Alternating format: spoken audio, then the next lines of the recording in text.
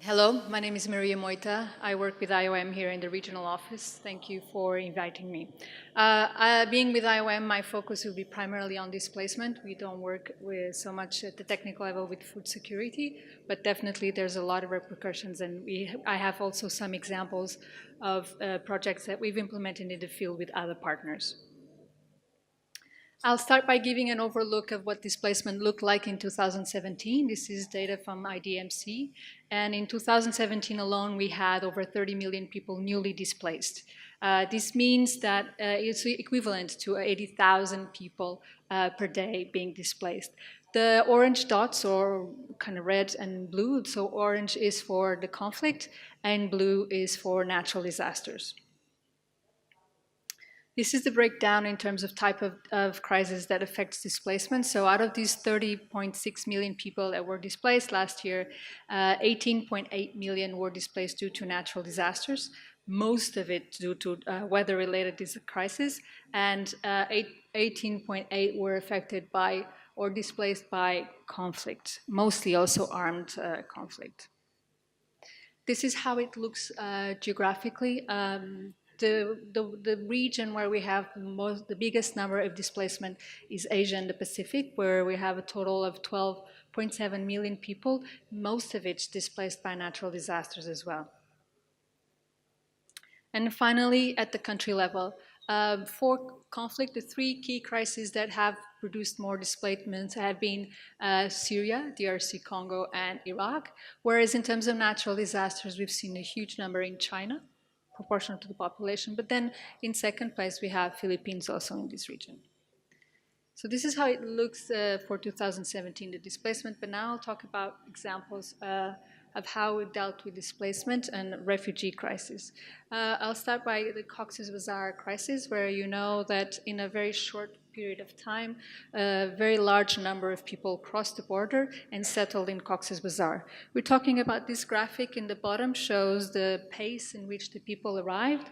So we're talking about 600,000 people arriving in a place where we already had a Rohingya population of around 670,000 in a very short period of time. This is what it looks like, the areas of the camps on the left. It's a picture, it was a natural park area. We have a picture here, it's the 2002. The middle is September 2017, and the one on the right is December 2017.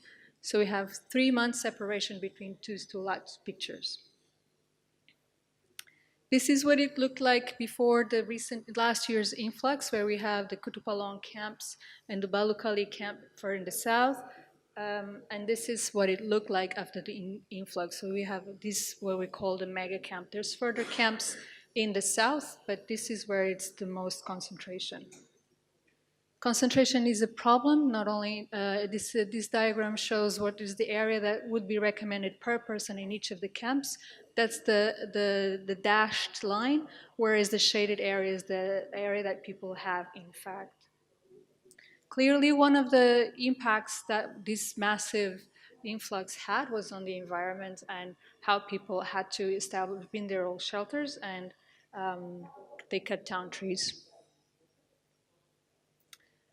The international community, with the approval from the government of Bangladesh, put together a joint response plan in March of 2018, asking for $900 million to assist 1.3 million people.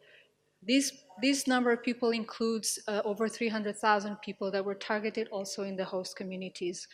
Going back to one of the points that were being made earlier, from the onset, it was very clear that this crisis had to always be looking at the host communities, since the arrival population outnumbered the existing population of Bangladeshis.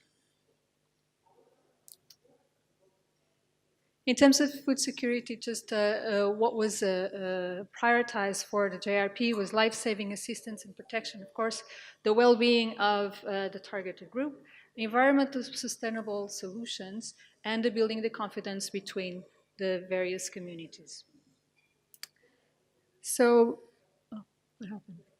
So in this context, these three agencies, IOM, FAO, and WFP, came together and worked on a project following a global initiative, which is a SAFE Plus. and implemented a project targeting both the refugee population and the host communities, targeting 125,000 households. The primary objectives were to address the cooking fuel needs and the provision of cooking stoves so that deforestation could be mitigated, promote livelihoods, and through training and the provision of inputs such as seeds, promote empowerment skills and development for the refugee population, and mitigate the negative impact of the forest and the land. So this is some pictures of the implementation of this project, where we see some farmers planting the seeds and harvesting what they've planted, and the distribution of the cooking sets and the fuel for this population. The other crisis that I would like to mention here is Afghanistan. As you know, Afghanistan has been a country that has been dealing with war since 1978. It's a country of 32 million people. 39% live under poverty line. 9 million people are food insecure, and 20 million people rely on agriculture. So the drought that affected the country this year, or the consequence that the lack of rain over the last few years, it caused a drop in agricultural output of 45%.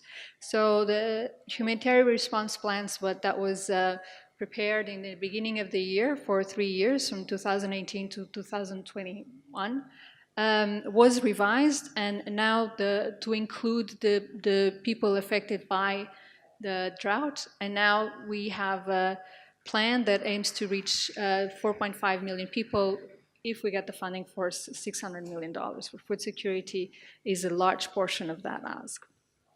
So one of the things that is very complex, going back to the conflict displacement discussion, is that in Afghanistan we have multiple types of mobility, and we have internal displacement caused by natural disasters, which is a smaller portion, but we also have caused by conflict. So this year alone we have 200,000 people that have been displaced by conflict.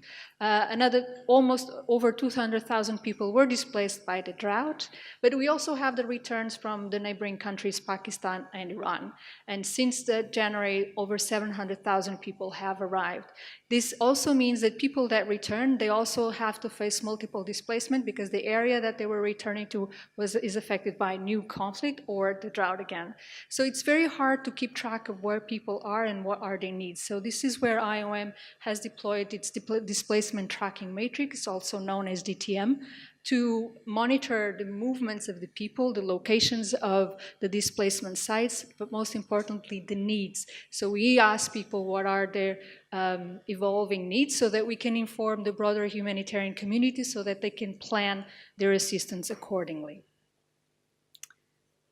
Just to finalize, I'd like to use the opportunity that I'm talking to all of you to highlight that this is the 20th anniversary of the guiding principles on internal displacement.